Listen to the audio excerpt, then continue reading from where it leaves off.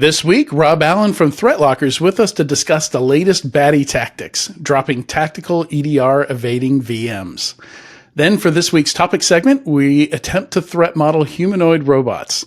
Finally, in the enterprise security news, a $435 million venture round, a $75 million seed round, a few acquisitions. The producer of the movie Half Baked bought a spyware company.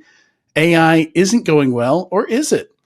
Maybe we just need to adopt it more slowly and deliberately. Ad blockers are now enterprise best practices.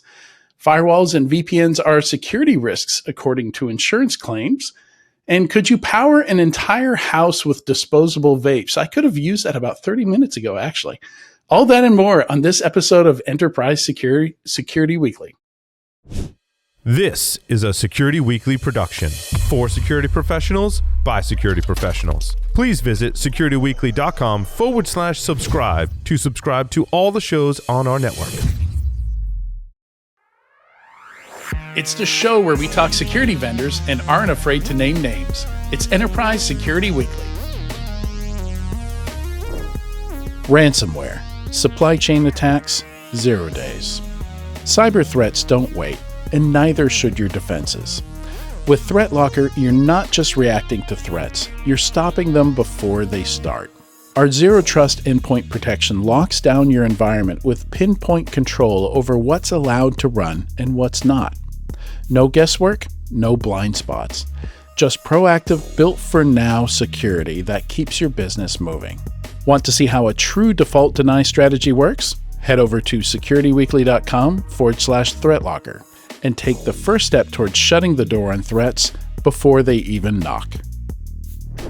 Welcome to Enterprise Security Weekly and happy National Indian Pudding Day. This is episode 433, recorded on Thursday, November 13th, 2025.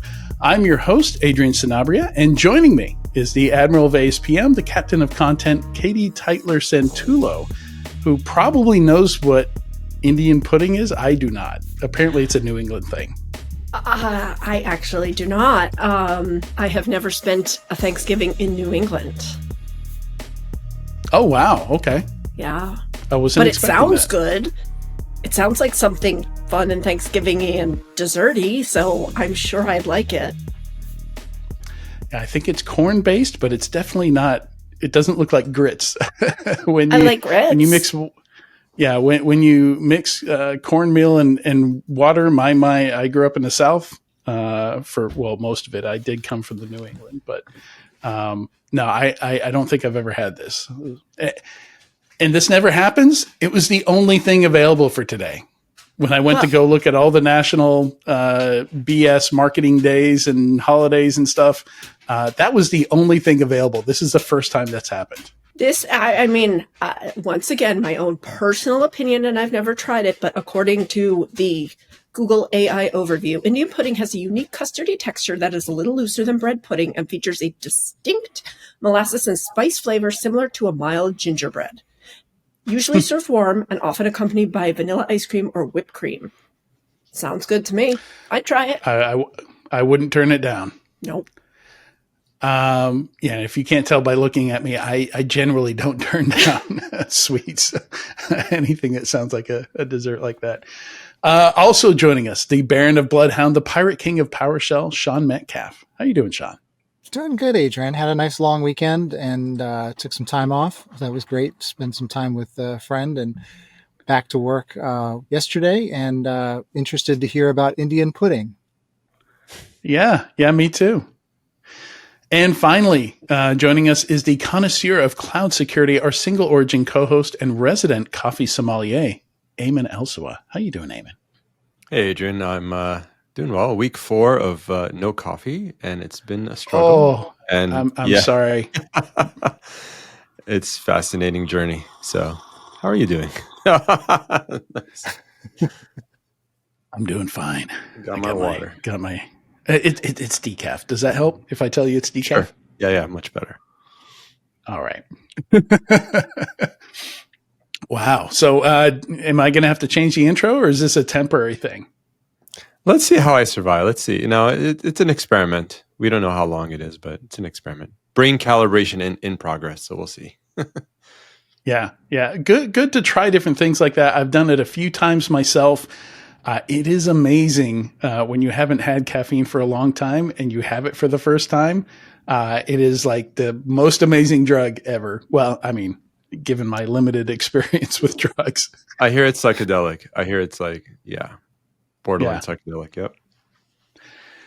All right, let's get into the interview here. This interview is sponsored by Threatlocker, and when I was getting dressed, I realized I had my shirt was right there from Nice. from the conference earlier this year, and slapped that on for today's interview. And today's topic is the year. I called it the year of the clandestine Linux desktop.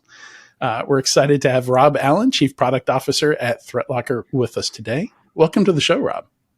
Thank you, Adrian. Good to be here, my friend. Can I just say, by the way, the New England puddings, you may not have known what a New England pudding was. I didn't know where New England was, so I had to Google it. I now know, and I'm just thinking, is that not basically Canada?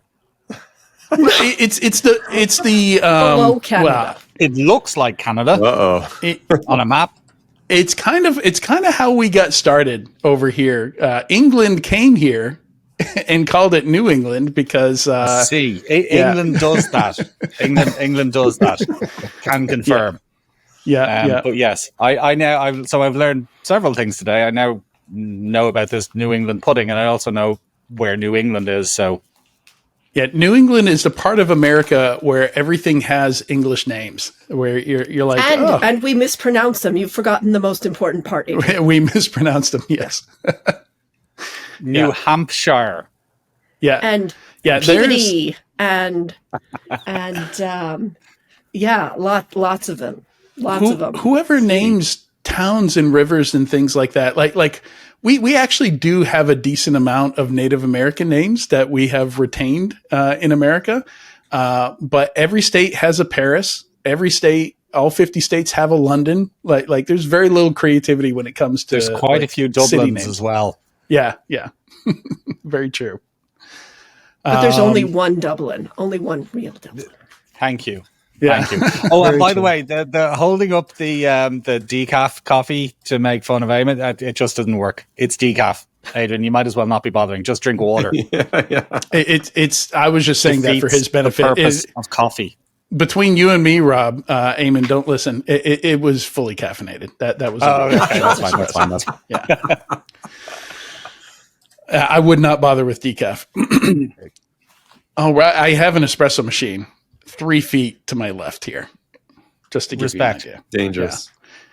Dangerous indeed. All right. So jumping into this, I was very tickled with my title here. Year of the, we always talk about the year of the Linux desktop. Now attackers are bringing it to you as a service, and using it to, I guess, to hide from detection. Rob, kind of fill us in on this trend that we're seeing here.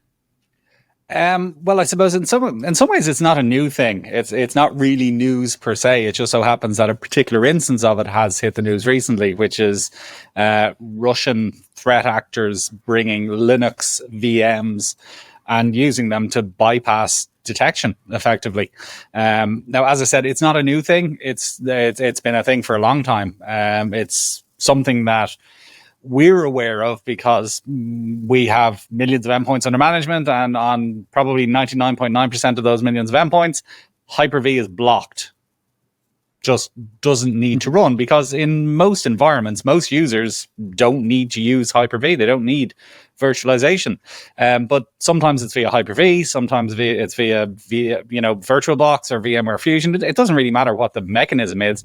The point is that they are using these hypervisors to effectively bring their own machines into an environment, those machines being fully loaded with all the tools and malware and everything else they need, and effectively bypassing detection.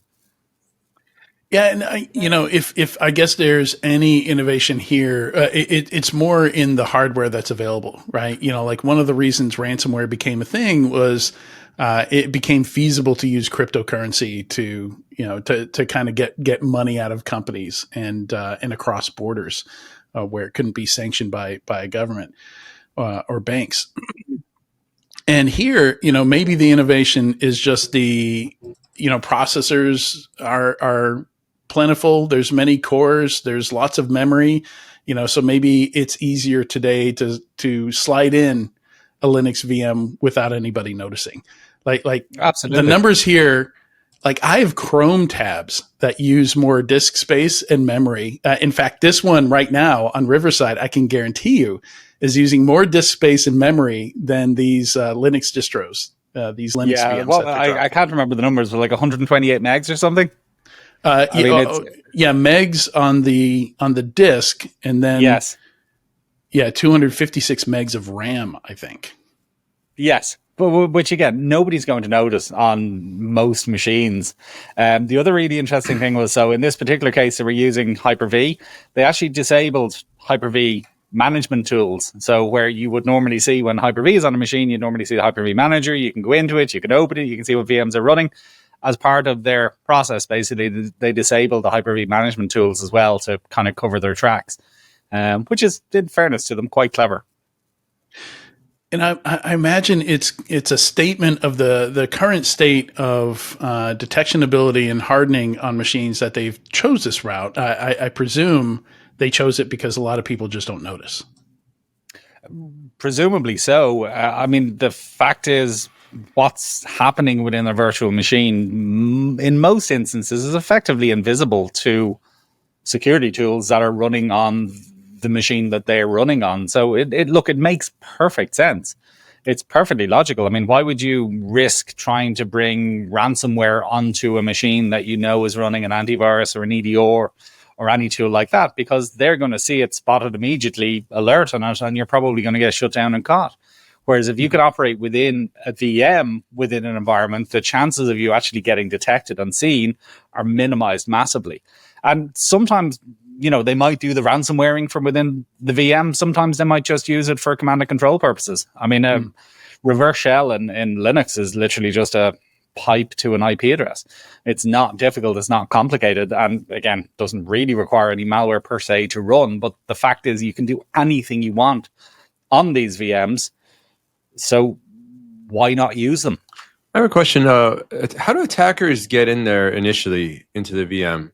And then are they targeting, what kind of demographic are they targeting? Like developers or engineers where they have Docker and Hyper-V and stuff like set up, or what? Not necessarily. I mean, one of the problems that most organizations have is excessive admin privileges. So if you've got a user with admin rights on the machine, then they can just enable Hyper-V as a part of Windows. It's not difficult. Again, same when it comes to installing things like VirtualBox or VMware. I mean, it's just software. It's an application. And if, your traditional defenses, which are to look for those things that are known to be bad, are unlikely to get tripped up by VMware Fusion running or VirtualBox running. I mean, they're not bad software. So VirtualBox starts running on a machine, then realistically your typical AV or ADR isn't going to do a whole lot about it because they just go, VirtualBox is running. In terms of how they get in at the beginning, I mean, there's so many different examples. We were discussing one the other day, which was there's a fairly comprehensive report has been released into a ransomware attack on Nevada, state of Nevada. And it's great insofar as they actually released a really detailed report. These are the steps of the attack. This is what happened during it. Because again, with information like that, people can learn from it. Organizations can learn from it. But the first stage of that particular attack was malvertising. So basically it was threat actors paying for Google results. So they basically, somebody looks for WinSCP or PuTTY. Instead of going to the actual WinSCP or PuTTY site, it will bring it to a mirror of that site, but hosted by the bad guys. It'll be downloading malware. Or, as I said, in this case, it could be downloading a virtual machine or whatever the case may be. It could be PowerShell. Who knows what it's actually doing? But in the case of the Nevada case, basically they described it as being malware laced, or the installer for the particular application, they just described it as being malware laced. So they basically got in, they got persistence, they were able to pretty much do what they wanted to do from there. So, and it was actually quite interesting because in that case, about 2 weeks after the malware-laced executable appeared, was downloaded, was run, they were running a antivirus. Antivirus found said malware-laced executable and removed it, but way too late, because at that stage they'd already got persistence and were able to start doing what they needed to do without depending on the malware-laced installer.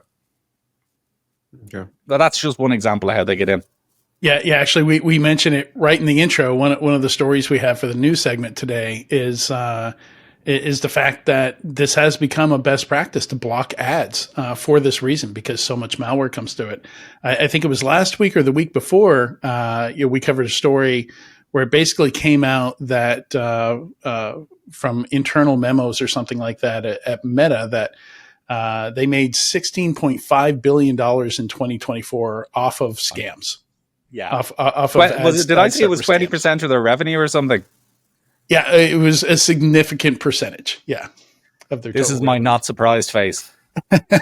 So yeah, there's an incentive for them to not crack down on it, right? You know, there's no incentive for them to crack down on it.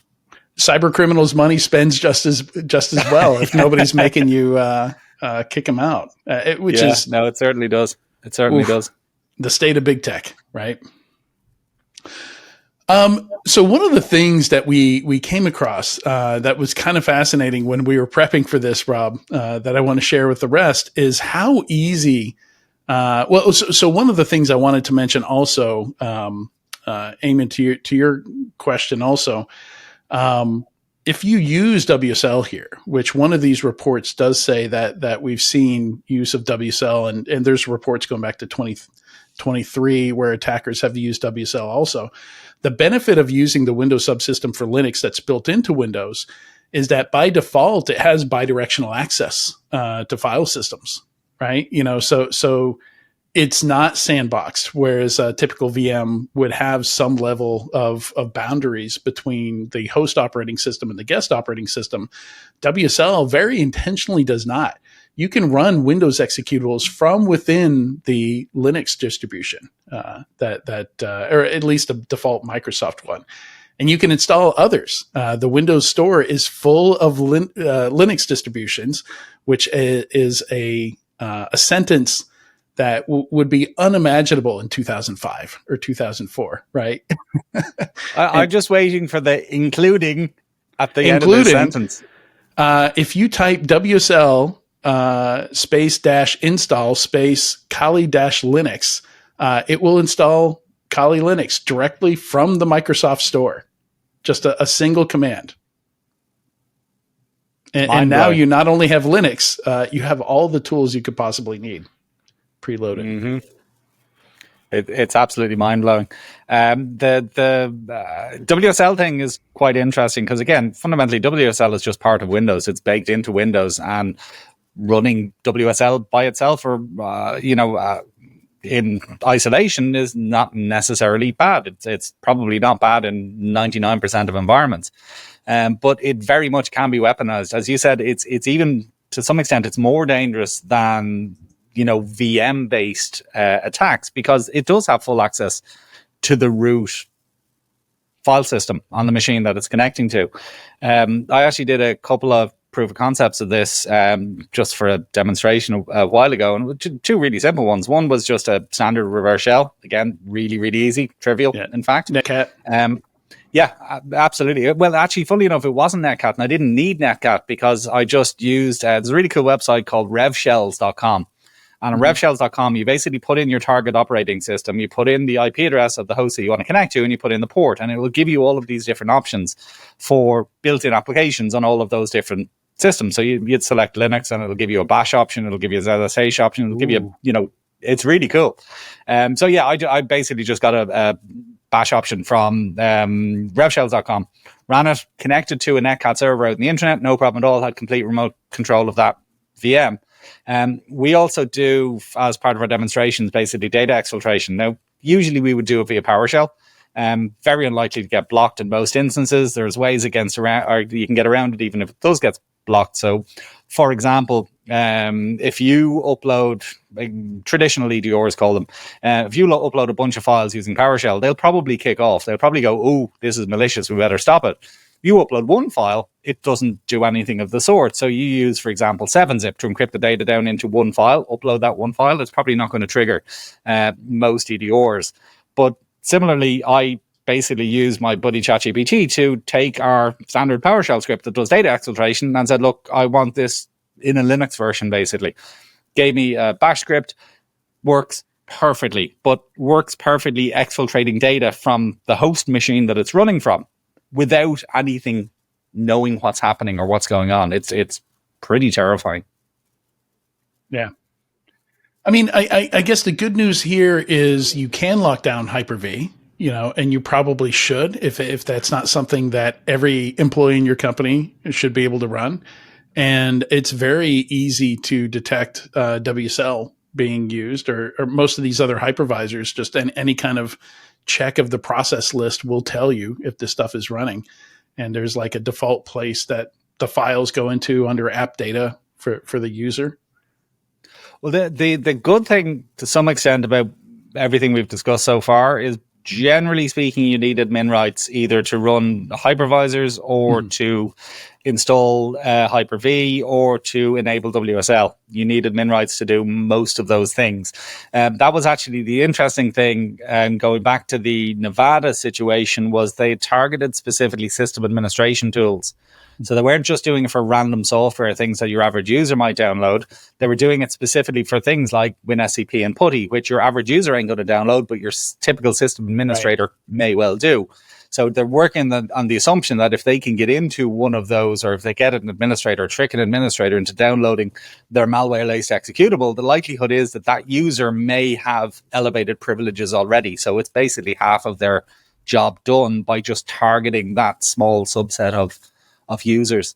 Well, and it makes sense anyway, because one of the other trends we see are info stealers, deploying info stealers. And those are the people who have the credentials to the things that you want to get into. So you can steal data, you can run ransomware, whatever that end goal is for the attacker. Absolutely. And again, info stealers, you can do, there's so many different variations on that as well. I mean, you can do info stealer, you can do a keyboard logger with PowerShell. Not going to get picked up again by most EDRs or AVs. We had there was a really interesting one a month or two ago, where a CEO of a cybersecurity company was arrested. Now there's a whole sort of back and forth going on between him and the news and everything else. So maybe legal cases pending, so no particular comment on it. But what I can say is he posted on LinkedIn shortly afterwards, telling his side of the story. Yeah. And the official side was he had installed malware in a hospital. And he said, no, I didn't install malware in a hospital. I ran some PowerShell in the hospital. And he actually pasted the PowerShell into his LinkedIn post. So he literally screenshot and pasted the PowerShell that he'd written. And what it was doing we covered that story. That was, we covered it with you. Uploading it. Yeah, absolutely. But again, the point is that was just PowerShell. And it was PowerShell that was taking a screenshot of the machine and uploading it to the internet. Now, that's effectively an info stealer as well. I mean, it's not a keylogger, but it's an info stealer too. You can literally see everything a user is doing. You can upload it every 1 minute, every 10 minutes, every hour, whatever you want, all through PowerShell, something that's sitting on everybody's computer. And in that case, does not need admin rights to run. And there's tools that have done that have been open source on GitHub for over 10 years now that do the time screenshot as well as the keylogger. So it sounds like the situation with Bring Your Own Linux is a situation where, from mitigation and detection standpoint, really it comes down to ensuring that users don't have admin rights. And the other part of that is good control of asset inventory and understanding what systems are running what. So that way, if there is Hyper-V that's running on a system that is a secretary system, that should be immediately quarantined and resolved. Is that about where you're going with this? There is another way that you can approach it, and it actually leads quite cleanly into... So Microsoft themselves have basically said that something like 70% of ransomware attacks involve remote encryption. So something that's unprotected on the network, encrypting data on something that is protected on the network. They do incidentally mention that 92% of attacks leveraged unmanaged devices. But let's focus on the remote encryption thing for a second. So basically, I'm on a machine in an environment. I spin up a VM. I can, from that VM, typically access other things on the network. So I can connect to a server share, for example, on SMB, or I can move laterally to other machines, whatever the case may be. But one of the things that we espouse is effectively zero trust from a networking perspective. So only allow devices that you specify to connect to particular ports on things like servers. So I've got a server over there. I only want machines in my workstations group to be able to connect to SMB on that server. Or I only want to allow machines in my finance group connect to SQL ports 1433 on that server. So what that means is whether a port is open or not depends on what's connecting to it. If it's a device that you said should be allowed to connect, it will be allowed to connect. If it's a device that isn't listed, it won't be allowed to connect. So the not listed could be, printers on the network. It could be, there was a case recently where a machine was encrypted by a CCTV camera. They tried to run ransomware on a server. EDR stopped it on the server. They then pivoted. They managed to get logged into a CCTV camera and encrypt data from there. So again, why does a CCTV camera need to connect to SMB on your average server? It just doesn't. So there's any number of different devices. And as I said, that 70% figure that Microsoft state is most likely absolutely correct, because it's got quite difficult for an attacker to actually do things on well-defended machines. So whether the defense be proactive like we do or reactive like, most EDRs do, the fact is you're probably going to get detected. So if that's the case, then whatever you can do to mask yourself, hide yourself, work under the covers of, in this case, VMs or WSL, then that's going to make sense for you to do that. But again, it's about, from there, what can I now do? And the answer is, in most environments, quite a lot. Yeah, the CCTV cameras running Linux. And that's exactly what it was. That's exactly what it was, sitting on the network. I mean, the number of different devices that are on your average network these days is frankly terrifying. And the problem is they're very often forgotten about. CCTV cameras sitting there for 5-10 years, never patched, never updated, probably got a bunch of different vulnerabilities in it. And that was the case in that particular instance. Was they saw the CCTV camera on the network and they found that there was vulnerabilities in it. Obviously hadn't been patched because somebody had installed it 10 years ago and forgotten about it. But even your average, forget about work networks for a minute. I mean, think about your average home network. Anybody run a scan on their home network recently to see how many devices are active? Oh, yeah. Go on, give me a number. See who has the biggest number. I suspect it'll be you. Well, let's go. All right, I'm going to pull up Run Zero here because that's what I run here. I think it's around 50, but they're not all really on the network at the same time, right? My video game consoles are turned off right now, right? The PS5 isn't going to show up. So if everything was turned on, if every light bulb that was smart was turned on, it would probably be about 150. Wow. Okay. Yeah. I've got 57 online at the moment and 19 offline. But again, how many of those things ever get patched? How many of them have vulnerabilities? I've got a lot of end of life stuff here. That's what the IoT. I fear one of these days I'm going to get hacked by my fridge. 141. I have 141 devices in Run Zero here. Yeah.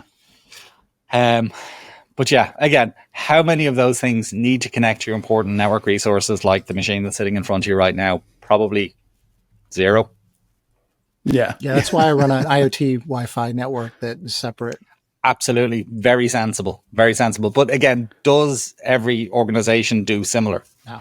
I was just about to say that's great for, medium to sophisticated organizations, but there are a lot of businesses out there that either don't know or don't have the resources or aren't working with the right resources to be able to do that kind of segmentation. Yeah. I mean, it's one of the problems, one of the challenges with segmentation or network segmentation is, number one, it's complicated. And number two, it's expensive in a lot of cases. Now, in Sean's case, where it's basically just you have a separate IoT network, it's probably not tremendously complicated. But for your average small business where they've got a server in the corner and 10 computers sitting around the office and Wi-Fi and, whatever other device is connected, it's probably a bit more difficult for them. And that's assuming they even know that they should do it. And it's one thing if you're in a regulated environment. I've been talking to a lot of startup companies lately, and there are a lot of startup companies that aren't traditionally in tech, certainly not in cybersecurity, and they're just trying to get some software out the door. I was talking to a company recently. They offer a gym management software. And I don't know anything about their backend, so let's be clear. But in that kind of environment, these types of companies, they're small, they're super nimble. They may have raised a Series A, but their focus is not on these kinds of things. And they are aware that the data they have is precious. They're aware of the regulations to which they're subject. But this isn't their expertise. Their expertise is running software that runs gyms.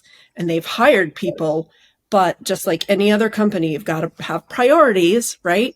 And again, this particular company, I know nothing about their back end, but talking to a lot of these companies, I can tell that it's not security first. And once you get up to, again, a mid-tier or an enterprise tier, completely different. But now you've got all of these startup companies, these companies emerging from stealth with really cool solutions that hopefully they'll be successful and thousands and millions of people will eventually use.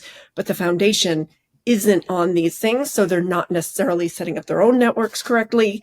They're not necessarily building on networks that are completely and entirely secure. And what they're shipping may or may not be running on these types of networks either.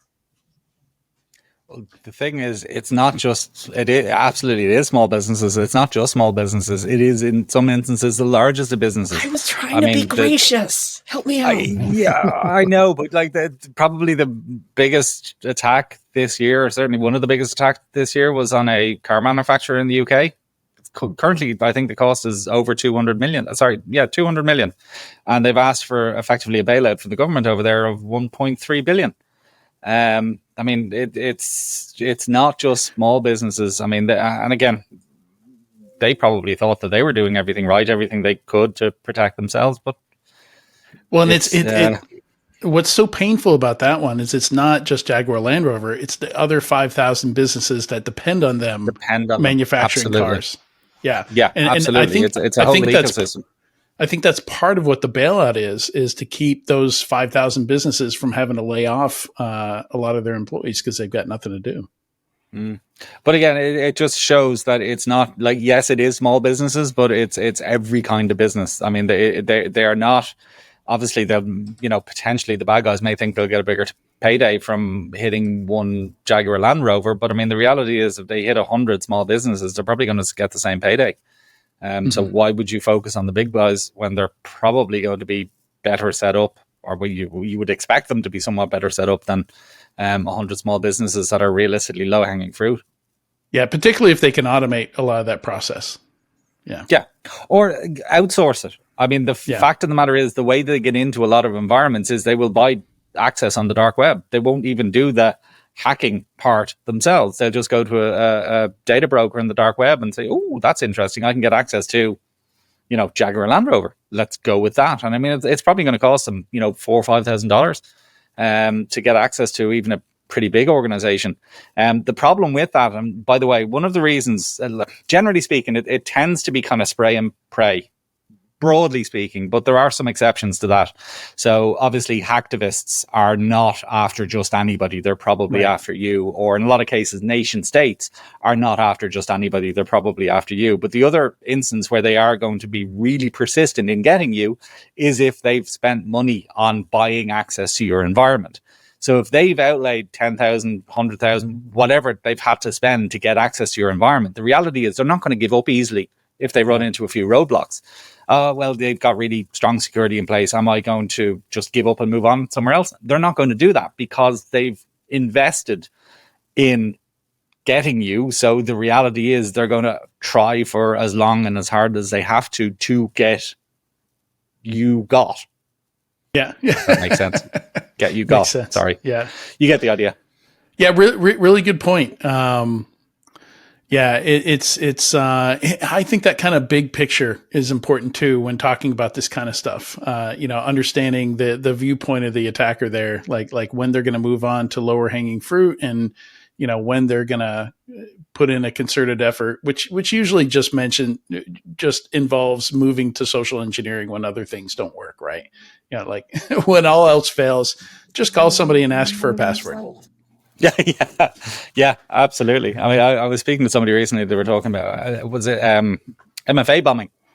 Or I was reading something actually about MFA bombing. Just somebody was literally afraid to touch their phone in case they accidentally press yes to one of the million MFA requests that had just come through. So yeah, there's any number of different methods or ways. And again, look, targeting the IT guy is obviously is often a very productive enterprise for some of these bad guys. So yeah. Well, Rob, thank you for joining us in Enterprise Security Weekly today. It's been a great conversation. Thank you, Adrian. And make sure you visit securityweekly.com/Threatlocker to learn more. We have a lot of links and resources in the show notes for this episode. So a lot of the articles from Dark Reading, Bleeping Computer that we've been discussing here are there in the show notes if you want to dig a bit deeper into that. And stay tuned. When we come back, we're going to attempt to threat model humanoid robots. Identity and access management is hard. Whether it's administering identities, managing and controlling access, building, implementing, and enforcing policies, or governing the whole thing, IAM is often the realm of inefficient processes, bloated implementation timelines, and expensive and complex projects that struggle to solve problems. Thanks to Junto, those challenges can be a thing of the past. Junto delivers a full-stack IAM platform with a microservices architecture that delivers all of the functionality your unique environment demands, and an implementation model built for rapid and relevant time to value without requiring specialized staff and skills.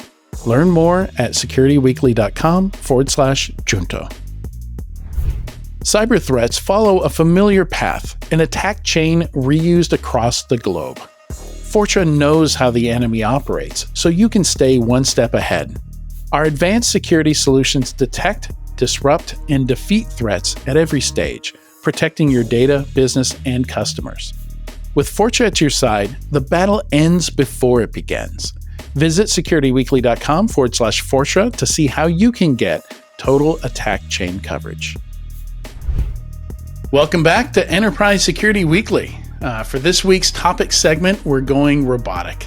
China is pumping out humanoid-shaped robots like New York City pumps out gimmicky pizza and bagel shops, one of which I got to see 2 weeks ago when I was up in New York City. Every time I walked past it, there was a line of like 200 people for just what looked like normal bagels. A lot of these have been popping up in our feeds. I don't know if it's one of those, we were just talking about how the algorithms will like hyper focus on certain things if you look up one video. And we did talk about the new robot. I've already forgotten the name of it, that was announced a few weeks ago. And, you can buy for 20 grand or you can lease it. But the big, secret there was that there's for almost anything significant it's doing, there's a person remotely operating it. So more of that has come up in my feeds, and in Asia these things are pretty common. In the US it feels like something that's just happening or happening soon, but over in Korea, in China, in Japan, there's a lot of humanoid robots, non-humanoid robots that have been consumer and business focused for a while now. And a lot of them are pretty advanced. It's, I was looking at one, the one of the companies that are, what we're talking about today is kind of focused on trying to Unitree. Unitree's latest robot, can almost do ballet. Like it's that graceful. Another one of the robots, Xpeng, they actually had to remove its like outer covering to prove to journalists that it wasn't a human wearing a robot suit. In that case, they're getting that good. I don't know why you would want a bipedal robot to walk like a human. Like, it seems like a lot of effort for something that doesn't really give you any utility. But yeah, these things are fascinating. So looked up some of this and found that there are some folks who have effectively done pen tests of these things, have done security assessments of them. And we have the results of those because they've shared them publicly, thankfully. And yeah, it's pretty fascinating. It's on the outside, they look super futuristic. On the inside, it's Linux, it's SSH, it's Bluetooth, it's Wi-Fi. It's a lot of what you'd find in a modern smart car, right? Yeah, absolutely. And the robot that you mentioned that we talked about a couple of weeks ago was the X1 Neo, which had a $200 deposit, and you could either pay $20,000 for it, or you could basically rent it for $599 a month, minimum 6 months. And yeah, we had some fun with that one.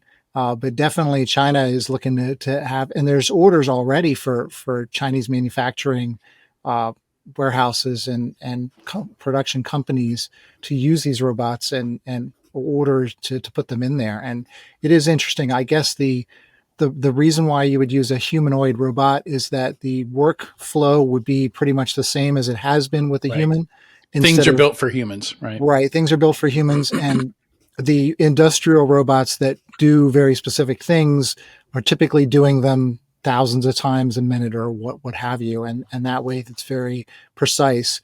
These robots would probably be moving things around and adjusting them. But certainly Amazon has done a lot with the moving packages around their warehouses. So we definitely know that there'll be a lot of robots in the near future. But yeah, I read the article about the penetration testing basically that was done against the Unitree robot. And the reason why the security researchers looked at it was because they said it was a reasonable cost and you could actually get the robot. So they reverse engineered. Yeah, $16K. Yeah. They reverse engineered it, looked at it, and figured out that the Bluetooth was Bluetooth low energy was vulnerable, was using a static key or two static keys in the communication. And I believe the static key was just encoding the word Unitree, if I'm not mistaken. So nothing complex. And there was also a blowfish algorithm that they were able to break on the robot as well. But the thing that was most concerning about it was that with Bluetooth, you could have a swarm of these robots where you could basically get control of one of them and then worm to other robots that were in the same area. Something that was a bit disappointing or disheartening was that the security researchers said that they reached out to Unitree, didn't get good communication, didn't get really any communication back. And they were going to. They published the encryption keys on Twitter, and they said they didn't care. Right. So, I mean, that's disappointing. And unfortunately, I think that's the way this is going to go is these companies are going to write code for them or have AI write code for them to run the robots. And the robots are not going to really have good protections set up for them. Yeah, and blowfish would have been fine, but again, as per usual, people aren't cracking encryption. It's poor use implementation of the encryption that got them here. They said the effective entropy was 0 bits due to fleet-wide key reuse across all robots. Right, so it's Yeah, basically violating Kirchhoff's principle, which if you're using cryptography right, knowing everything except for the private key should be fine. If everything is public, that's Kirchhoff's principle, which I have on a sticky note on my monitor because it's really hard to remember that name. It's interesting. It's interesting, Adrian. It takes shoulder surfing to a whole new level. It does. It does. I think that came up when we were talking about the Neo because remote operator can control it. Yeah. It can jump in there anytime. Like supposedly it's only when you ask them to, but the control is all on their end. And that neatly segues us into the other big risks here, like getting away from the technical risks. All of these things have connections back to the manufacturers. These are things where, and I also included a great write-up called "The Day My Smart Vacuum Turned Against Me." And I don't think this is a model robot vacuum that we can get here. The author lives in India, but it's a $300 robot vacuum cleaner. And he saw all this data going back to the company's IP addresses and decided to block it because it just looked like telemetry, like it shouldn't have any impact on how the vacuum works. And every time he blocked that data from coming back, somebody manually went in and killed his robot. So he took it in to get it serviced, and they got it restored on a different network, brought it back home, kept dying the same way every time. And he found that they had a persistent connection into that robot vacuum where they could grab data off it. These things have cameras. Basically, it's a, the potential for I think the video game is called Watch Dogs, where like one of the main game mechanics is that you jump from a CCTV camera to a warehouse robot, like you're pivoting through all these different things. Right. And some of them have visual sensors, some of them have audio sensors, and you can take advantage of those. And that is happening. That is how these things are set up. These things are, and one of the things they got hit with, this company, what was the name again? The Unitree, is they had a backdoor in there. There was a backdoor in the product. And they made some excuse about it and supposedly took it out. But yeah, it's not looking good so far.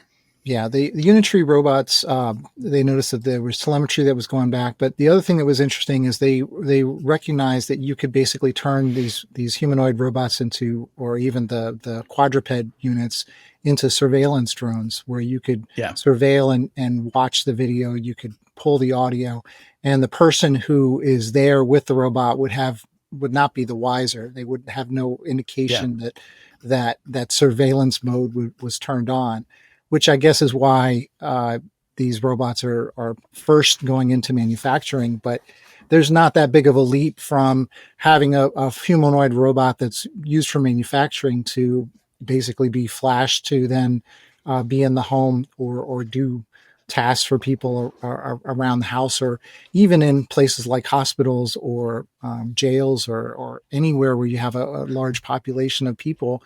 And right now there's people that go around and do repetitive tasks that have to get done. So I don't think there's that big of a jump. The other thing I thought interesting about the robotic vacuum cleaner story was that the manufacturer had the ability to install or run code on that as well, just basically push it out. And it was a manual kill that went out from what this person was seeing, because they could figure out in the log the last thing that it got, and then it stopped working. So the guy reverse engineered a lot of it and actually figured out how to drive it using a Raspberry Pi key. What do you call it? A thumb. I forget what it's called, but a controller, just a joystick controller. Yeah, it's like a Raspberry Pi, one of the nanos, one of the little tiny ones. Yeah, but he said it's running full Linux and it has all this power and all this control, and he mapped out what the different chips were and how you could interface with them, and publish that information. It was fascinating. Yeah, and just before we hit record, I remarked that Asimov's 3 laws of robotics were introduced, prior to 1950, and I don't see anything in any of these write-ups that mentions the do not harm humans or anything like that. Like, these things they don't have any programming like that. So somebody hacking into one of these things and taking it over, I don't see anything preventing this thing from picking up a kitchen knife and wielding it. So I guess we forgot about. We need to remind some folks that we've had these 3 laws of robotics for a really, really long time, and the Adrian, first one is that'll be the don't harm humans. That'll be the premium plan, is that you have to pay extra for the laws of robotics. I'm just envisioning the lawsuit there. So there's full self-driving and don't kill pedestrians. Those are separate packages. It could be. You're joking, but it's hard to laugh. Yes. So yeah, these things are these are walking computers. They are at the point now. We saw Neo was smart enough to go find its charging station, plug itself back in, and recharge. And some of these Chinese ones, some of the Unitrees, have reached a point where they can swap out battery packs. So they don't even need to wait for recharging. They have a battery station that's already going to have a fully charged battery. So these things can effectively keep going 24/7 as long as batteries keep charging, and they can recharge themselves. So yeah, we're at the point where we need to, this is almost, these are completely different challenges from generative AI that I feel like we're, at least in the US here, we're not even really properly talking about yet, except with autonomous cars, because that's really where we've seen this technology used the most, I think, so far. Yeah, agreed. Waymos and full self-driving and that kind of stuff. All right. I don't know. What's the silver lining here? The fact that they are hackable? That we can take them out if we need to? Yeah, all you need to do is get on a MacBook and upload a virus. I saw that in that documentary. I get that reference. Yeah, I get that reference. All right. All right, that's all the time we have. You've just made us all a little bit depressed here. I was trying to end on a high note, but I'm not sure what I can think of.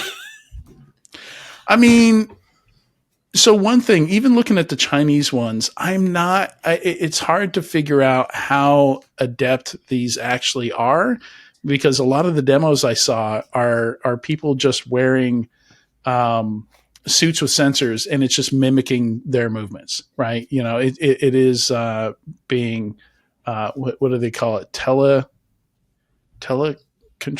I forget the proper term for it. But it's not doing a whole. I still haven't seen a lot of these doing much fully autonomously. But yeah, some of them can recognize objects. They can pick up, a cup of coffee. They can put it down without spilling it. Stuff like that. That's better than me. Yeah, without a human guiding it. Okay, here's the upside, right? So we talk about risk in cybersecurity a lot, and we talk about, these quote unquantifiable risks, and we talk about how hard it is in cybersecurity a lot. And businesses are very used to risk. And I don't think we've caught up in cybersecurity to that level of understanding that risk is inherent in everything, not at the same level, but at a human level, there's risk in everything. When I walk down the street, there's risk. When I get in my car and it is not an autonomous car, there's risk. When I go to the grocery store, there's risk. Everything I do is a risk, and we are relying on humans to do the right thing. Especially in the cookie aisle, in the candy aisle. Well, that's my own self-made risk. But that aside, everything we do, every decision we make, every place we go involves some kind of a risk. And despite, media and despite the actual data too, crime as compared to the amount of crime that's not committed every day is low. Accidents compared to the amount of non-accidents every day It's a low number. So we are relying on people, we are relying on systems, we are relying on the universe, basically, to do the right thing. So could a robot get hacked? Absolutely. Could a human get hacked mentally, intellectually, emotionally? Absolutely. Social engineering, all that goodness, or even coercion. So maybe we get to a point where robots, especially if they're smarter and can carry their cup of coffee without spilling it, will be that same thing. Is there a risk that they get hacked and they pick up that kitchen knife? Sure, but could somebody have a brain glitch, have a stroke, have some sort of mental illness that's been nascent and they do the same thing? Could they have some sort of traumatic incident that makes them go nuts? For sure.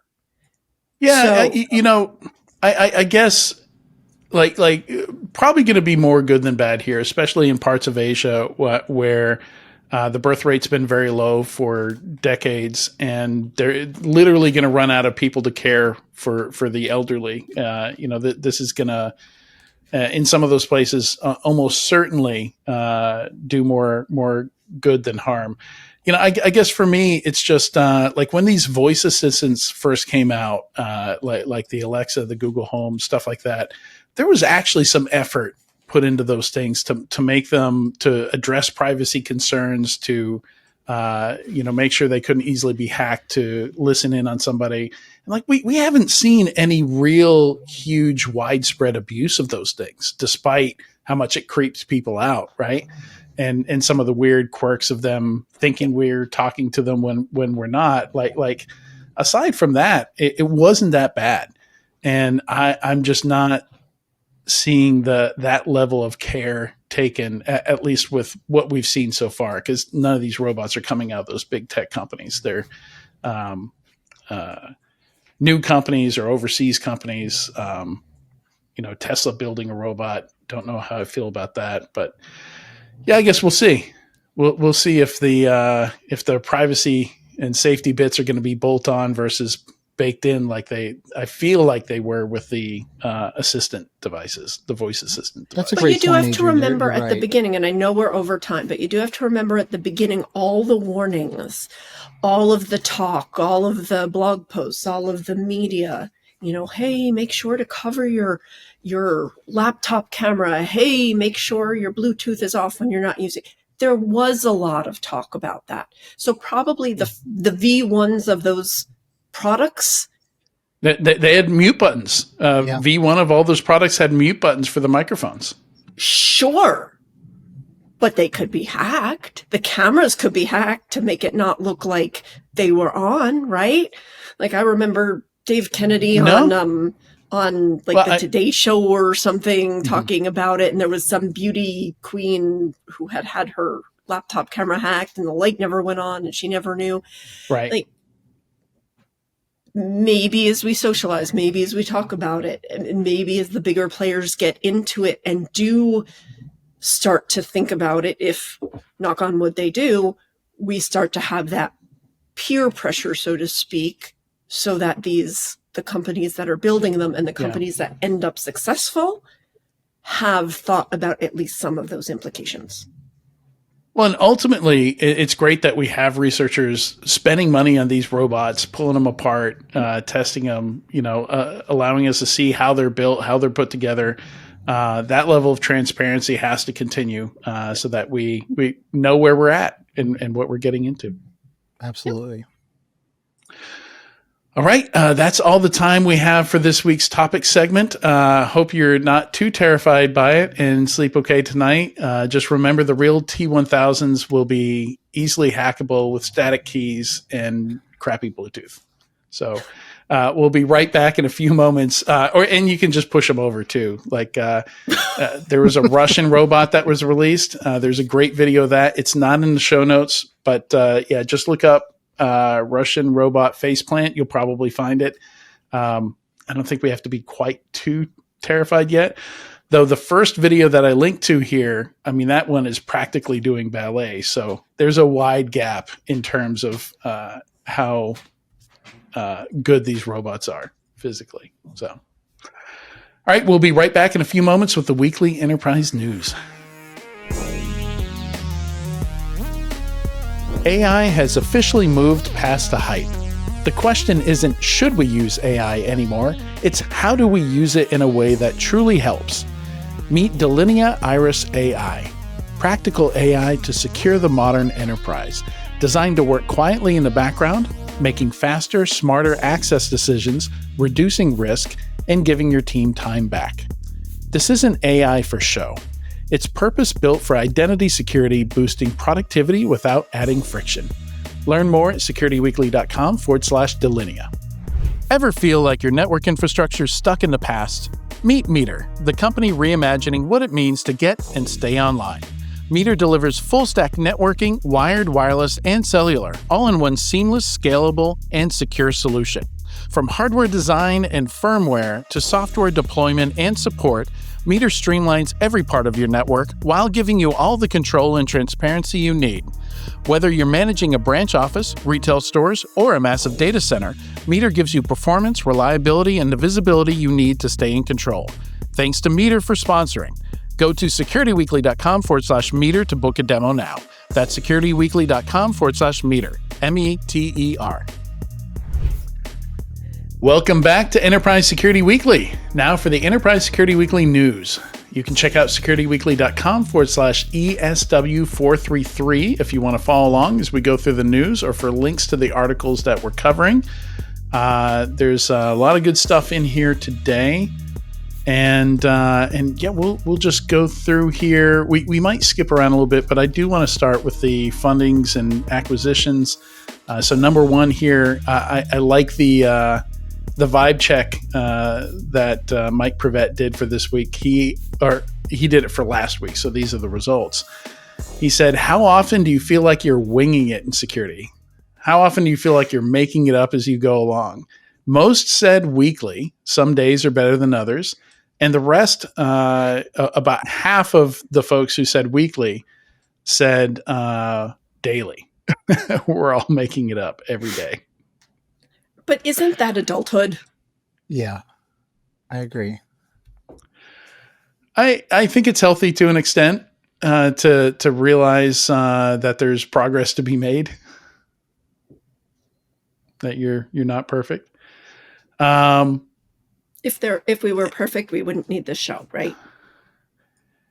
And speaking of making it up as we go along, the funding rounds are pretty big this week. Armis, which is like an IoT security platform that seems like they're kind of extending into, maybe Exonius Juniper territory, or not Juniper, Jupiter One. They do have a scanner. They've got a lot of tools. Universal vulnerability management, I guess, is what we're calling risk-based vulnerability management now. But it's almost a $500 million round from Goldman Sachs Growth Equity, $435 million. So that's a big deal. And even bigger than that, Israeli-based autonomous agentic pen testing vendor Tenzai raised a $75 million seed round. That would be enormous if it was a Series A or even a Series B. That's a $75 million seed round. Like typically we see a big seed round is $7.5 million, but this is decimal moved over. This is $75 million just to get started. Wow. Led by Greylock, Battery Ventures, and Lux Capital. So very, very common names in the business there. And it's interesting, like maybe that's, so I haven't posted it yet, but I just wrote up a blog post. I don't know if you guys saw my post about a market for lemonade, where I kind of talk about how a huge swath of the security vendors exist to fix problems that other security vendors have created, right? Like your SIM generates too much data, so you buy a product to do something with that data. Your vulnerability scanner produces too much data, so you buy another tool to prioritize it, normalize it, and make sense of the data.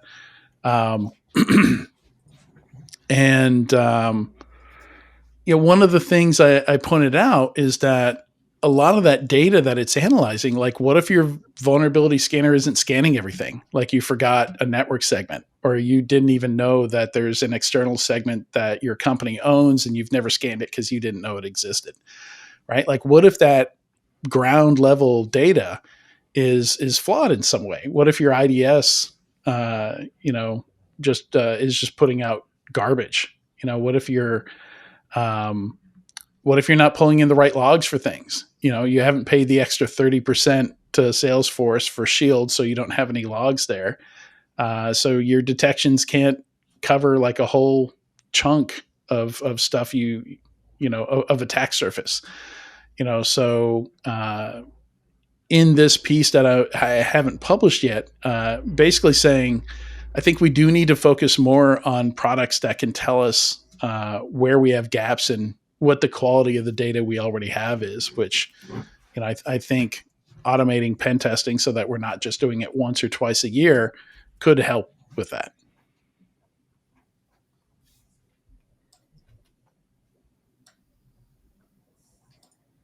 No thoughts? Okay, we'll move on. Let's see. Anything else in here worth talking about? Truffle security, which finds credentials in your code repos, but most often I hear about attackers using it when they break into your environment to look for credentials in your code.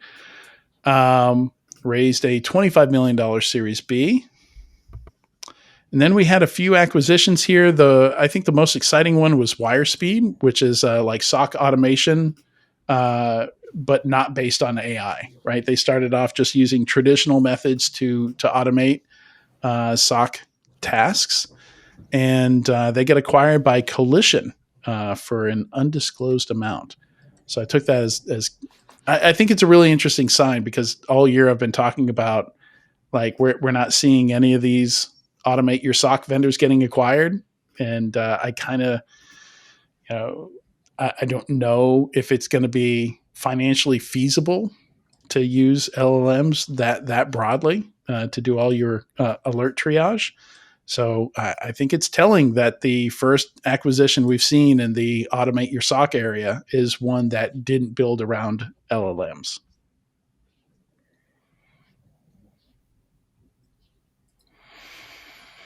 Yeah, and Coalition is one of these insurtechs, the world's first active insurance provider. So basically, when you do something stupid, they monitor your stuff and they pester you. They say, "Hey, why'd you open RDP to the internet? Don't do that." They'll probably increase your rates too. Yeah, this is a double-edged sword. I mean, they keep you from doing something stupid, but then they also punish you for doing it anyway. Yeah. Or if they find you weren't doing it, they just won't pay your claim. So, I mean, I'm guessing. I don't know if that's what they do, but insurance is in the business of not paying you, right? That's their business. Insurance is definitely not in the business of not making themselves money. Right. Yeah.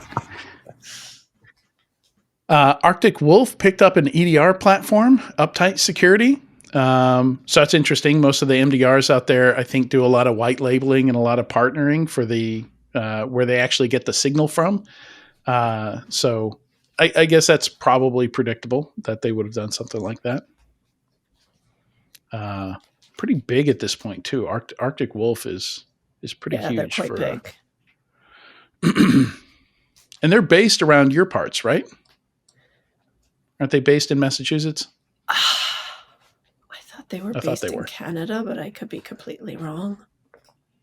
I know a couple of people who work there, and they're all in Canada. That literally means nothing, but I don't know. They are I'm looking on the website in Minnesota. I'm way Minnesota. off. Yeah, that's my old somewhere from many, many, many decades ago. But Eden Prairie. That's almost Canada. They sound Canadian there.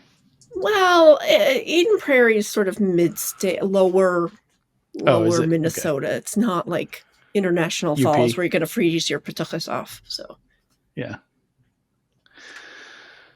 All right, moving on. We've got one dumpster fire here. This was super weird. It's been talked about in other podcasts. I might refer you to like Risky Business. I think they talked about a lot the the three buddy problem, which is Ryan Nareen and a couple other folks have talked about it as well.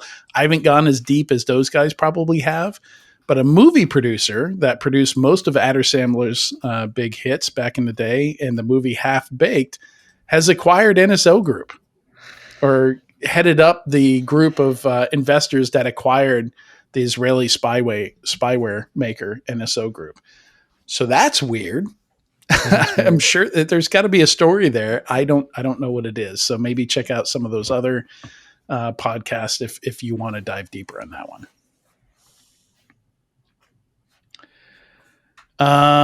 Let's see. Let's jump.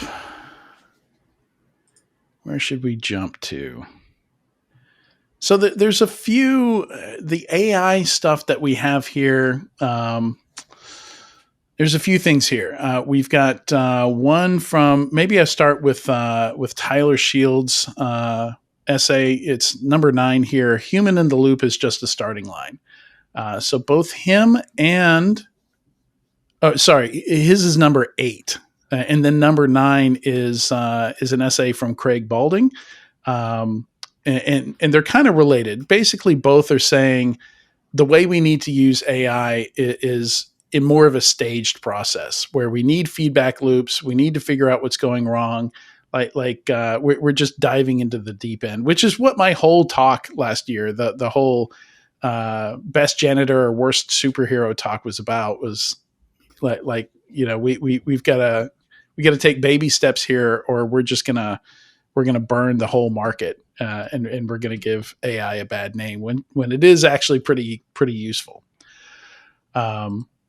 So those were interesting reads. I don't know if I subscribe to how far Tyler thinks AI is going to go and how much it can do. I think we've kind of over-rotated on our expectations for generative AI. I agree. Well, I agree. We had a Slack war.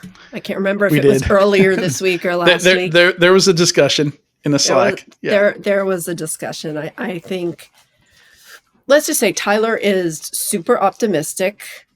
I roll my eyes every day when I come across some of this stuff. I think human in the loop is still absolutely, we're just not at a stage. I think people outside of security are very, very skeptical about it. I think companies outside of cybersecurity and outside of pure tech are very, very skeptical about it. I think there's just a limit at this stage to where we're going to be in the next couple of years. And I think people are starting to realize that, we've been saying this forever, right? Garbage in, garbage out. And at least as far as LLMs go right now, there's a lot of garbage in. And so what's coming out is really obvious and really bad writing. There's no soul. There's no anything. So much so, I'm currently looking for a job, and I have jobs that say, please use AI if you wish. But within the last week, I've had 3 companies who are asking for projects saying, don't use AI. Like, we know. And at least one of these companies is not a cybersecurity company. So people understand. And I think when it does come to security, we're starting to see the issues. And the last company I worked for, part of the, we're testing for software issues by LLM written software, and all of there are so many problems being introduced. We're taking 1 step forward and 2 steps back with a lot of this. So it's a good segue into number 5. Did everybody get to read that? Because I think you had to subscribe to be able to read this post from the Beehive founder. I didn't. No. I think I read through part of it. Yeah, so it's Big Desk Energy is the name of his blog. And the UI is amazing. It looks like Windows 95. His whole blog looks like Windows 95 UI. So I'm kind of jealous that that didn't occur to me for any of my websites. But he even has tracks of the week, and it looks like the very first version of Windows Media Player, and you can play some music. It's great. That is great. But he has an absolutely scathing piece on AI, and it's worth reading because he's so Beehive is like a Substack ghost competitor. They do newsletters. Eamon, I think you used them for a while. I used them for a little bit, yeah. And so kind of his story, it revolves around his investors are like, why are you hiring people for these roles? You should be using AI. AI has replaced all these different roles by now. And so he was bullied, kind of pressured and bullied into, I mean, they're his investors. He's spending their money, right? So he kind of has to listen to them and or at least he feels compelled to listen to them. So he's like, fine. Okay. Like we'll go out, we'll talk to a bunch of companies, we'll do some POCs. So they selected 4 finalists who built entire POCs for them, fine-tuned models based on their internal data. And specifically what they're trying to do is customer support here, which seems like a no-brainer for generative AI, right? Like feed it your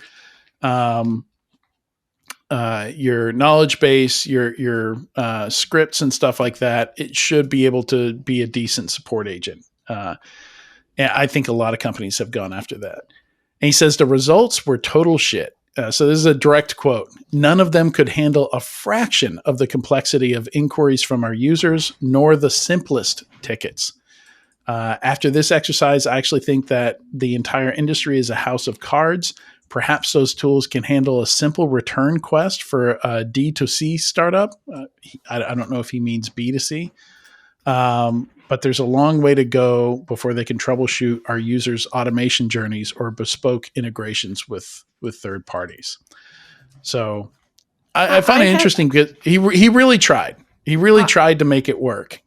I had that issue this week. I can't remember what vendor, but some company I used for something personal. I spent like 3 hours, and it was a super simple question. And nobody wants that. Even these automated phone banks that were introduced years and years and years ago, they might make it easier for the company, but they don't make the user experience any more pleasant. So what makes us think that these AI systems that can't answer, when you say agent, they're not going to give you an agent. Oh, I remember what it was. I had subscribed to something and it turned out to be that they didn't deliver the thing they said they delivered in the marketing materials. And it just took forever. And even the emails I got back were inappropriately addressed. I mean, not in like they just weren't addressing my question. I eventually got it resolved, but the amount of time when I could have, if there was a human on the end of the chat, I could have said, listen, your text says this. I don't actually get that service. I subscribed 2 hours ago. I'd like to cancel and I'd like to have my money back. That could have been a 5-minute call, and it took me hours. Yeah. Because their AI was like, okay, well, here's where you can check what is included in the subscription. Did that answer your question? No. Well, how long ago did you subscribe? 2 hours ago. Okay. Well, if after 24 hours, I'm like, no. The messaging on your website was wrong, which was probably written by an LLM. And I want my freaking money back. Don't make me call my credit card company and get even more mad at you and never use you again. It's creating a lot of consternation. And I don't think we've thought this. Just because we can doesn't mean we should at this state. I know there are a lot of good things. And I've said this before. I use AI to do a lot of stuff. I did a deep dive on a topic last night, and it helped me pull together so many resources in a few minutes. And then I could sit and read my report, and there were references so I could go to them and double check them. And it saved me probably days worth of research. Well, the problem is nobody's going to be, no startup is going to be honest about how good it is, right? Like they all have to fake it. They all have to be like, it's amazing. It's the best thing ever. And it's up to the buyer to kind of filter out the ones who have actually done some cool stuff and where it's pretty polished, and the ones where, every single day they're just crossing their fingers that it doesn't embarrass them. Why can't you be that startup that says, you know what, this isn't working? Like this writer, why can't you be that startup that says it's not working, it's not producing a better result? I want a product that actually works. I don't want a product with all the shiny bells and whistles. There's another article in here. $40 million of funding that they took that they're sitting on, that might have something to do with it. I mean, the way it works, right, is, I mean, the reality is probably what? There's got to be some percentage, 1 in 10 or 1 in 5 or whatever, 1 in 4 companies that are actually doing, like, it's actually working, and the rest that it's not. I mean, same as like cybersecurity, right? We had the same problem, right? We promise all this stuff, and then like referring to your Lemon article, like, doesn't really solve the issue, right? And then the Silicon Valley way is typically to say that we do this and then to go build it, right? So I mean, I think it's really interesting to me, and it's one of the reasons that I eat up all the docudramas about Theranos and some of these companies, because I think in a lot of cases these founders are promising things without knowing if they can get there, if they can get to what they promised. And at some point, and it was very early for Theranos, she talked to a bunch of experts. They said, look, technology just can't do it. The technology just isn't there today. And the founder has to make that decision of, okay, we go back to the investors, we talk about a pivot into something else that we can do with what we've already built, or they just start lying. Yeah, I mean, that was outright lying. Yeah. Yeah. In this case, I think people believe that it's actually going to, I mean, like, where he's talking about the VCs are like, oh, like he's hiring a VP of growth, go-to-market engineer, vibe marketer. Like, those are not going to be replaced by people. However, people should use AI in their work every day to save them time, 100%. But it's not going to replace. It's not replacing people. It's saving people time. Like, that's where we are right now. It replaces. It automates tasks, not jobs. It might maybe lower level stuff. Like, if you had to hire someone, part of a task. An Upwork for like $5 an hour, for something to do some grunt work, those are definitely getting replaced. Like podcast editing, right? Stuff like that. The image you need for a blog post is no longer going to a graphic designer. It's being spat out of. It used to be when I would do my freelance writing, the hardest part was coming up with graphics, because not graphic designer, not a visual person. Now it's super duper easy. Is it as good as a graphic designer? No, because if I tell a graphic designer, again, a human, exactly what I want, it does it. If I tell AI, and I've tried multiple platforms, if there are any words in it, they're spelled wrong. And I can't make AI not misspell words when they're in graphics. But does it help? Absolutely. Does it start something for possibly a graphic designer to fix? Absolutely. Time saver, replacement? No. But in some cases, super low level, no words, nothing complicated, for sure. So this is a great place to kind of pivot into the MIT report here. So MIT NANDA has a State of AI in Business 2025, and I think it's mostly based off some survey work that they did, and they're finding only 5% of custom enterprise AI tools reach production. And I've seen several reports that kind of concluding on the same things here, that a lot of these failures are a failure to understand the prep work that they have to do to make these projects successful.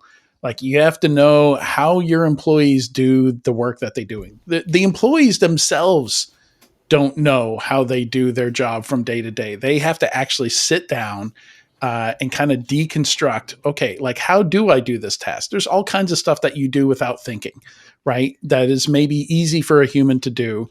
Like you're pulling an attachment out of email and you're converting it into something else and you're uploading into this, like very simple. We do it all day. But to automate that task, well, this piece of it doesn't have an API. So, we need some kind of computer vision thing to click with them out, like you don't really understand how big a lift it is to automate something a human is doing until you break it down into those like step-by-step, click-by-click steps. And it seems like that's where a lot of this stuff is failing, is people didn't realize, like I have to really understand these workflows down to like the atomic level before some of these AI tools can be useful. And there's probably just a lot of traditional automation in there that maybe these AI companies aren't doing for you, that you're still going to have to write a bunch of Python to glue things together, or at least vibe code it. But then you've got to use an LLM to figure out the vulnerabilities in your vibe code, your coded vibe code, your vibe code. Do your end users always, and I mean always, without exception, work on company-owned devices and IT-approved apps? I didn't think so. So my next question is, how do you keep your company's data safe when it's sitting on all those unmanaged apps and devices? 1Password has an answer to this question: Extended Access Management. 1Password Extended Access Management helps you secure every sign-in for every app on every device because it solves the problems traditional IAM and MDM can't touch. Check it out at securityweekly.com/1password. Imprivata delivers simple and secure access management solutions for healthcare and other mission-critical industries to ensure every second of crucial work is both frictionless and secure. Imprivata Enterprise Access Management delivers simple and secure access to any app from any device with single sign-on, multi-factor, and passwordless authentication. The solution streamlines workflows, reduces password fatigue, and ensures seamless access for every identity. Learn more about how Imprivata is redefining secure access at securityweekly.com/Imprivata. Let's zoom out a bit. Eamon, you want to talk about the wildfire? I'm still reading it, but it's a fascinating approach to the article. And I've been hearing a lot. There's actually really good couple pieces on AI bubble. So Forum on KQED had a whole 30 or 60-minute discussion on it. They brought the authors from two articles, one from The Atlantic and one from Wired, which I still need to read. But they talked about, what makes an AI, what makes a bubble in general, and are we in one, and all this kind of stuff. And the interesting conclusions they had about if it bursts, if this actually wins, it could, it's almost like a lose-lose scenario. If all this wins or if all this bursts. But I like this. You probably read it, so I'd love to hear what your thoughts on this. I'm still kind of skimming it.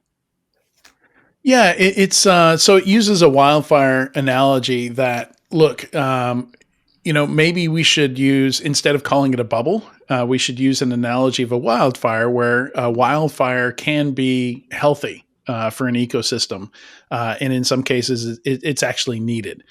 So it kind of leans into the fact that, new technology comes out. We have to do a bunch of experimentation. We have to spend a bunch of money that is just never going to be recouped to go through this experimentation phase. And then, I again kind of think of it in terms of the Gartner hype cycle, where you have that trough of disillusionment. That's the wildfire, right? That's where the stuff that doesn't work gets cleared out. Those cap tables get wiped. Those companies pivot or hand back the rest of their funding, and the ones that figured it out begin that hard work of making it actually profitable, making it actually work for most businesses. But it goes really deep with the analogy, talking about those that are fire retardant, like the redwoods, where the fire doesn't harm them. They don't catch fire. The resprouters, the fire followers. I haven't read the entire thing either. I did. First of all, I thought the analogy was amazing. I thought I've certainly never thought of it this way before, but I thought it tackled the subject at a level that made sense, because the bursting bubble, yeah, it sort of destroys everything in its path. So can a wildfire, but along with the damage, the loss, there is also, I mean, there's a reason that, controlled fires are set sometimes, and that's to clear out the old, to set fertile ground. And there is disruption, and there's real cost, there's real risk when these things happen.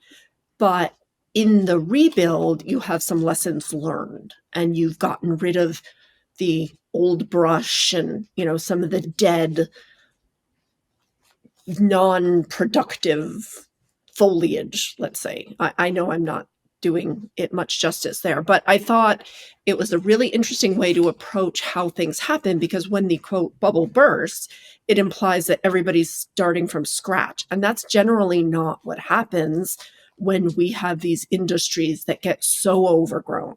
You've got companies that are left, he says something about who's holding the shovel, who's controlling the burn, who's ready for the aftermath, who's at a place where they're ready to pick up the ball and run with it.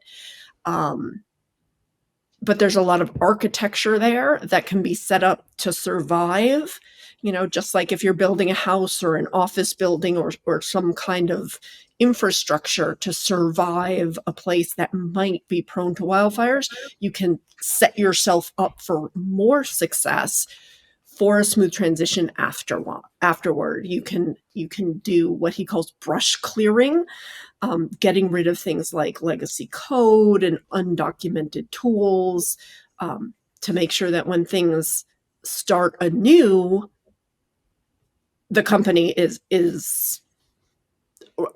ready to run with the ball. And I think this article in particular was interesting because it talked about the type of companies that will succeed. And in some cases, it might be opposite of the typical bubble. And in some cases, we might not see, the traditional companies that we've seen in the past emerge from this AI bubble. A lot. I've read other articles that talk about like the neoscalers. Yeah. Yeah. And most of those are not household names either. Right. Right. I really like the perspective that the article provides, talking about this wildfire approach, because it really focuses on the growth that comes from these things, where a bubble popping sounds like it's all bad. So a bubble that pops is all bad. It's bad for the market. It's bad for industry. It's bad for innovation. Not true. And the wildfire approach talks about how, as Katie mentioned, the underlings kind of have an opportunity. Those things that didn't have an opportunity to flourish can flourish and actually have an opportunity to grow from that. But the article also points out that there's architecture and there's things that are provided as part of that wildfire or that growth before the wildfire. Things like fiber that have been around that spurred companies that were built on bandwidth, like YouTube and Facebook, and ubiquitous devices as well. And the thing that I also appreciated from the article was this perspective of company types, and it breaks down the different companies into a foundation model, labs, OpenAI, Anthropic, Google, DeepMind, and then there's a fire test KPI with that, margin scale versus compute spend growth. It talks about the fact that the most popular and powerful NVIDIA chip that's out today is only going to be good for maybe 2 to 3 years, and then it needs something else. And that's not going to be something that is going to last as long. Yeah. And very interesting. Whereas fiber can last decades, right? Exactly. So very interesting article. I like it. It was long, but it had a lot of great points to it. And I think one of those great points is, that we should be betting on human AI collaboration and not just automation alone, because maybe once this wildfire rages through, we can do that. I don't see that happening in the near term, but it says, that companies, it named a few here. Let me companies like Montai Therapeutics and Udea, I don't know if I'm saying that right, that use AI to enhance human judgment, not replace it, will be more successful. Like we were talking about before, it's about efficiency. It's about deepening human productivity. It's about allowing space for creativity, and getting rid of the things that consume people's time, clearing that out, just like the brush fire. But we're not at a stage where we're going to replace humans, and the companies that embrace that, at least in the 5 to 8 year span, are probably going to be more successful than the ones that are going, we're going to replace all of our humans, we don't need them. Yeah, and I like, one of the points made here is that article says some believe the true winner of the AI race will be whoever solves the energy problem, and that's something I've already been talking about. Is like this could be good just if it brings back trust in nuclear and small modular reactors. Like that could be huge. Because those things are way easier to deploy than giant wind turbines and solar, which require battery banks to store that energy when it's not being produced.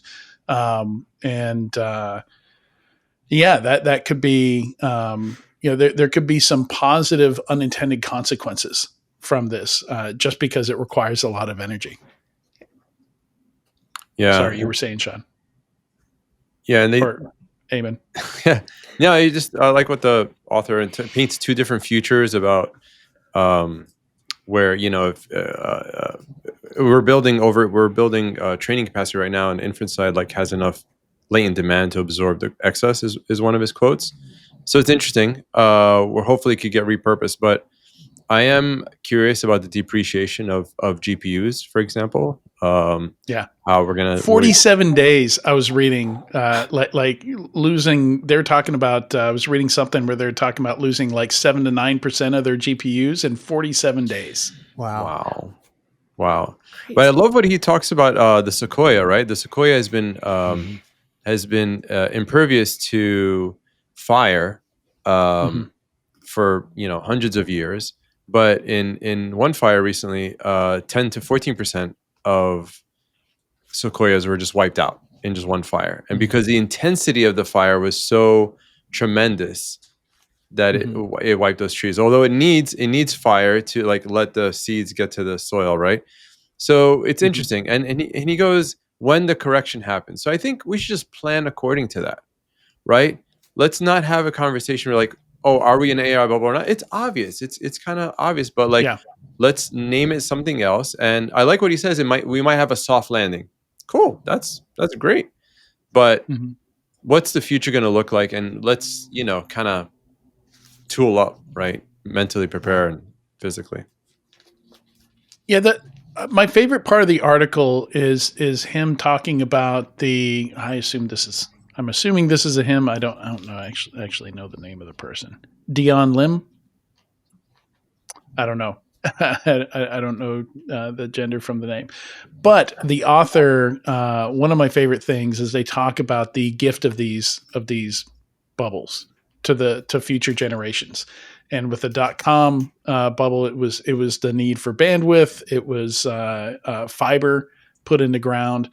And talking about if this results in more nuclear plants and being built, and comfort level with small modular nuclear reactors, or even fusion, if we ever get there, small modular nuclear fusion reactors, that would be a 50 to 100 year gift for the future that could come out of this.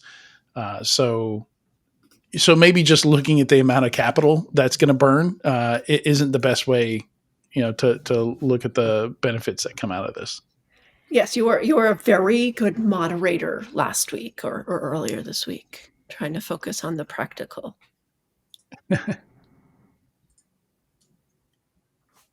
All right. Yeah, it's a good one. I would recommend checking it out. It is a long read, but it is a pretty easy read. It it's one of those that just keeps you going from like no section is too long.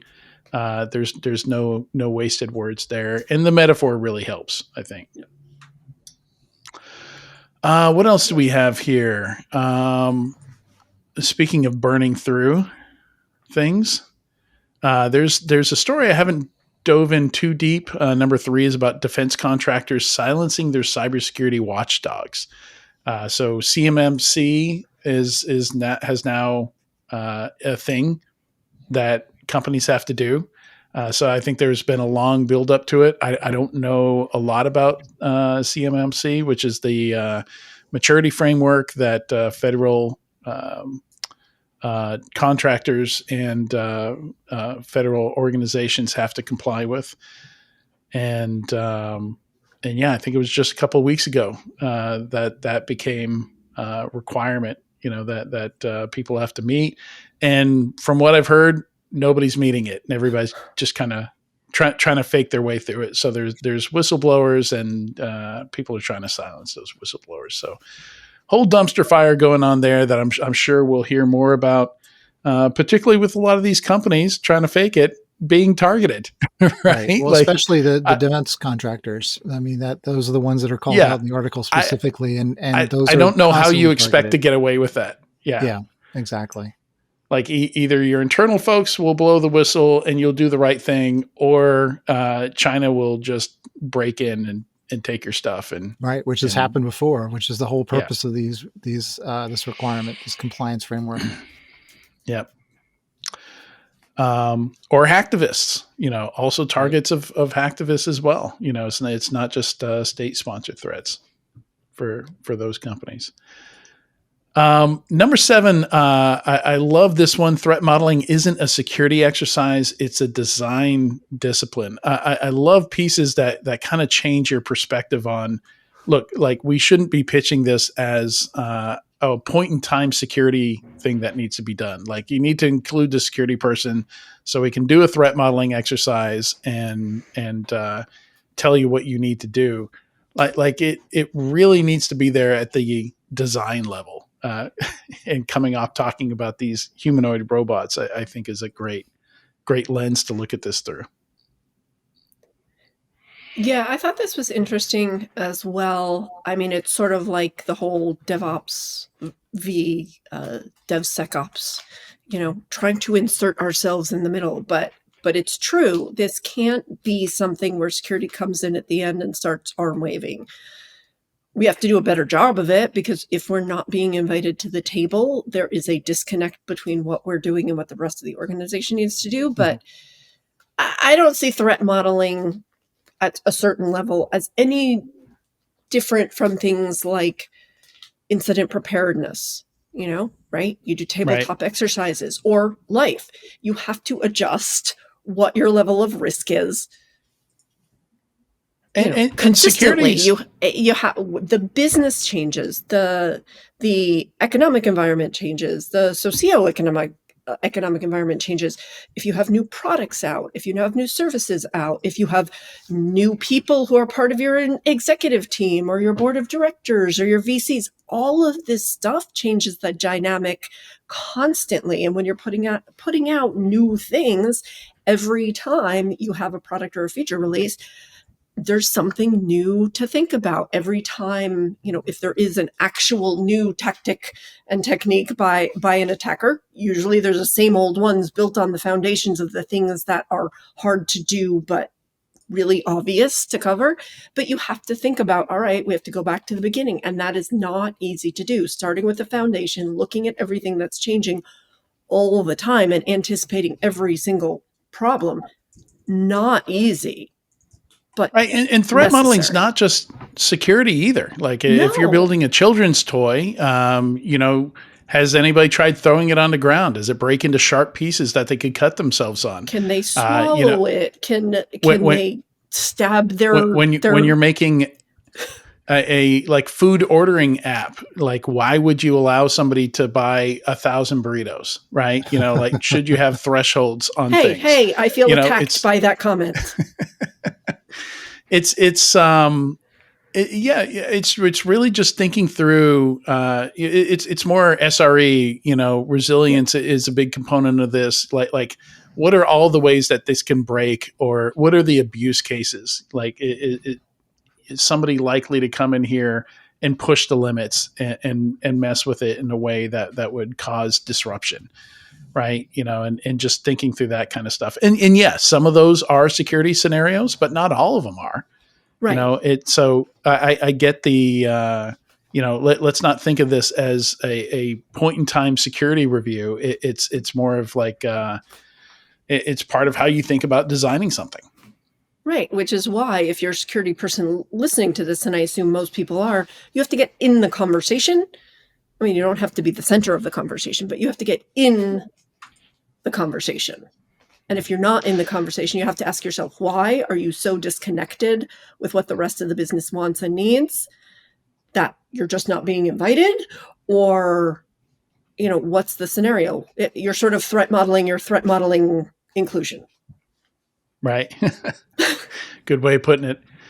All right. We've got final three articles before we get to the security story are things I recommend everybody go check out. They are guidance on how to secure your stuff, basically. So there's a piece on why ad blockers should be considered a best practice.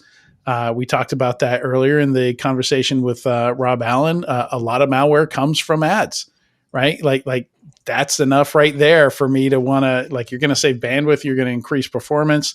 Though it is a bit disconcerting that the internet is paid for with ads, like lots of products and the internet itself, most websites. And yet it is now a best practice to block that thing that is paying for the very thing itself. So that's something we might want to go and have a long think about. Like, how do we monetize the internet with something that isn't actively blocked by most people? And, the next two items, there's a good piece from AppBay, which is another insurtech, basically looks at its claims data in this piece and says, you know what, you're actually better off using the security features that come built into like Google Workspace and Microsoft 365 than using a purpose-built security tool, like for email security and things like that. They actually have more claims from people using those tools. Though I think there is a potential bias here in that the companies using those purpose-built security tools are generally larger businesses with more budget.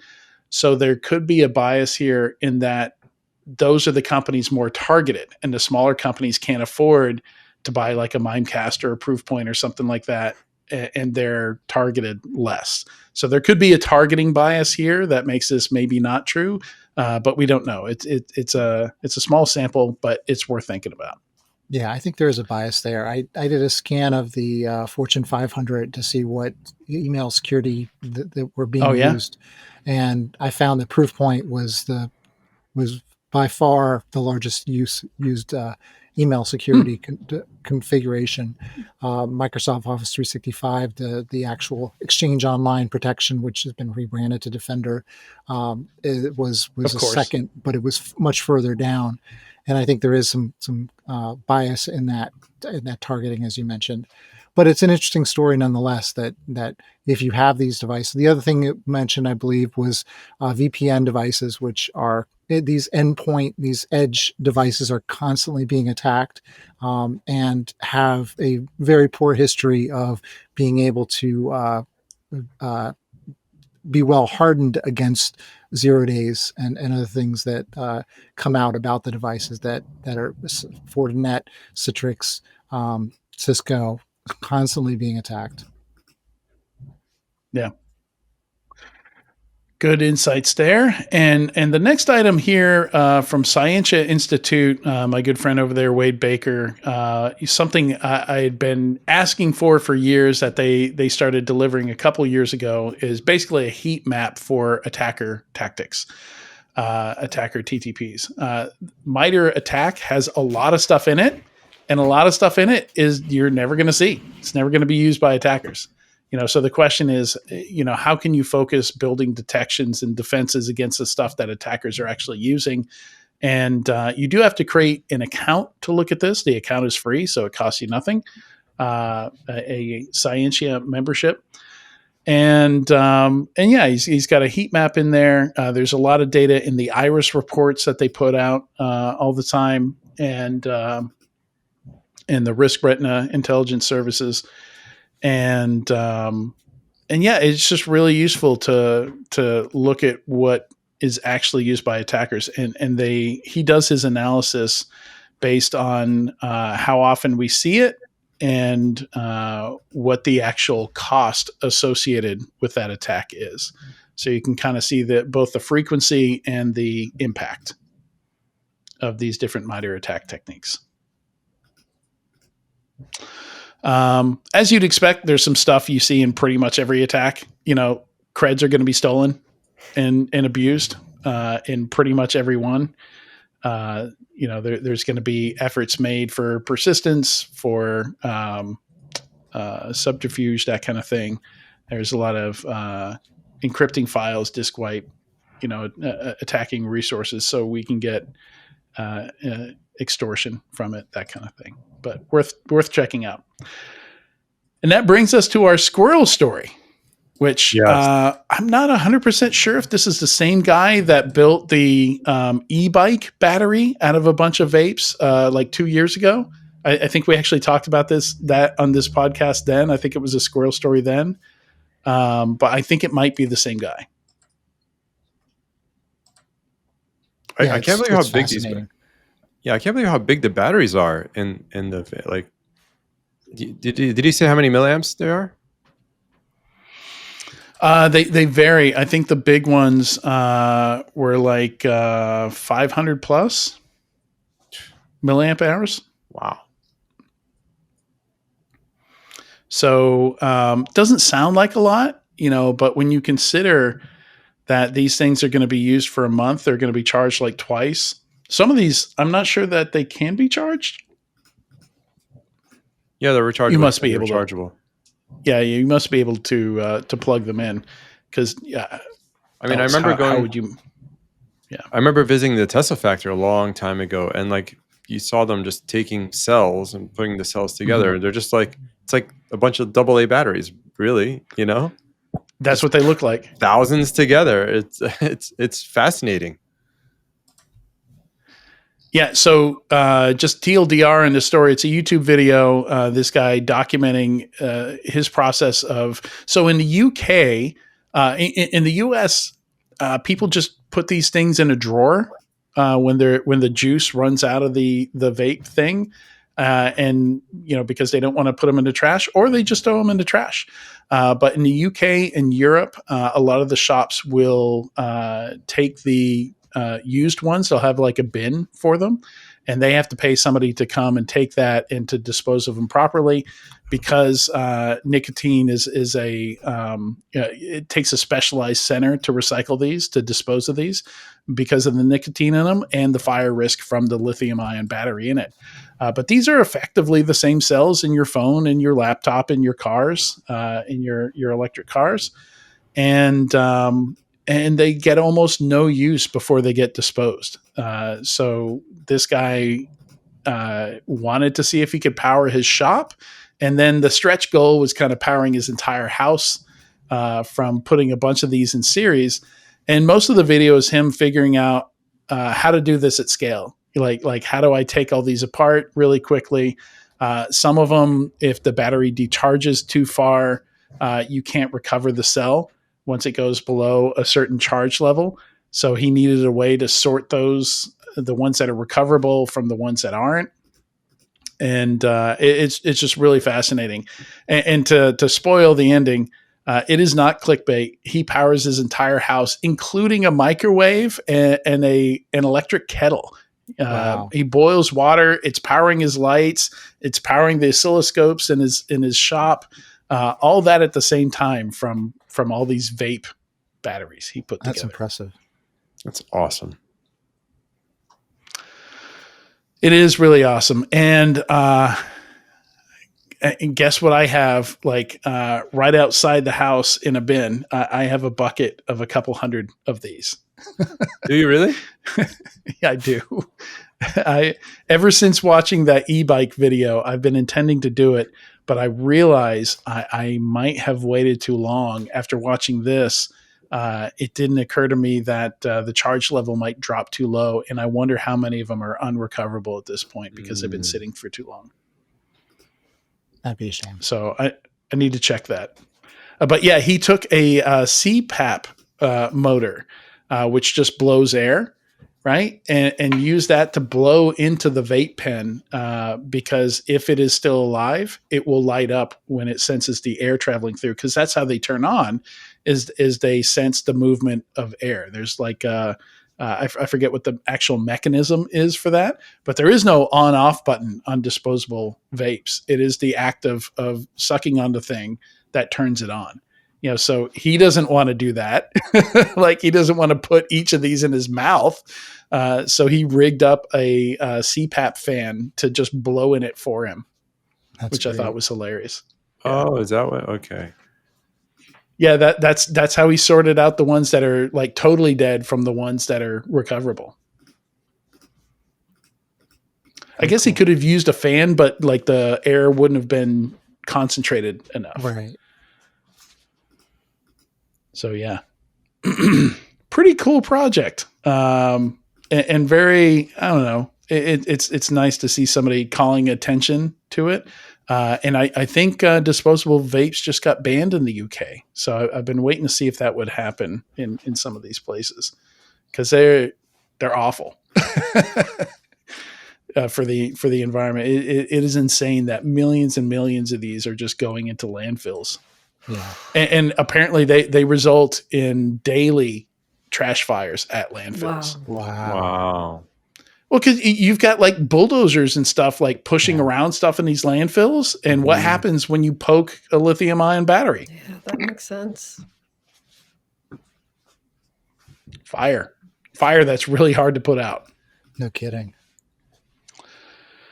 Thank you so much, guys. Eamon, Katie, Sean, thank you so much for joining me today. This was a fun one. Yeah, thank you. Thanks for having us. Big thanks to everyone watching or listening to this week's episode of Enterprise Security Weekly. I think we went a little long on each of these segments, so extra thank you if you hung out this far. Next week, we'll be talking to Ravid Circus from Simplicity about the most common barriers to fast and effective remediation.